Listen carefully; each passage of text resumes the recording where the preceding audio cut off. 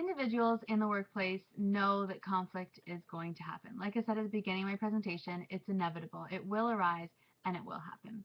Rachel Zupek, who wrote the CNN article, Six Tips to Managing Conflict in the Workplace, reports on a survey that she conducted with employees in a job, in a workplace.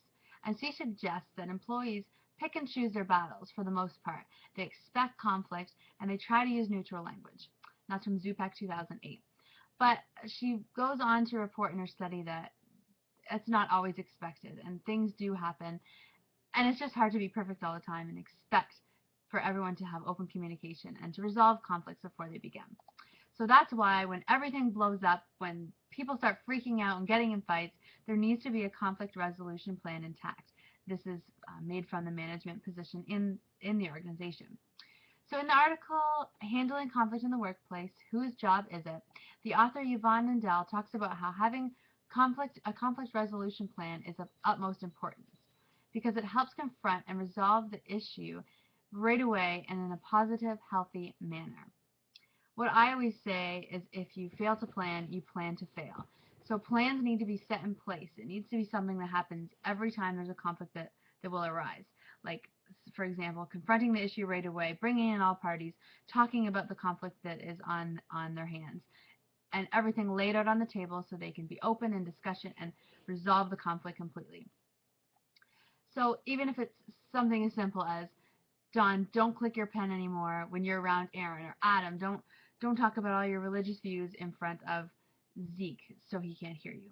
Something as simple as that, and a medium, or someone that can negotiate and be a neutral party that can tell everyone where to go from here and to move on.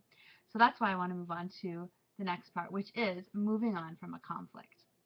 The literature shows that a little conflict in the workplace, it's okay. It's not the end of the world. People think that if there's a conflict that happens or arises, this will bring down morale, it'll be huge PR problems, and it would just be devastating. But really, conflict in the workplace, it's okay. It's all that matters is how you treat the situation. In the article, Avoiding Conflict in the Workplace, Janet Hurst explains how conflict through disagreements forces coworkers to talk about their problems. Avoiding conflict only sweeps issues under the rug, and it makes people build up resentments toward each other. They constantly see something happening and it's building up and never being addressed. That's why they're going to blow up and have a huge conflict in a result of that.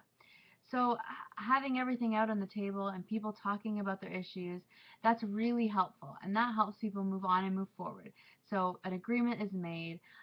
There's some type of a mediating decision that helps people move on and move forward. In the article Managing Conflict in Public Organization, the author Glenn Starks believes that to properly handle and resolve a conflict, a manager must follow through with a 5-step plan. And his example is planning, facing, follow-up, resolving, and following up again.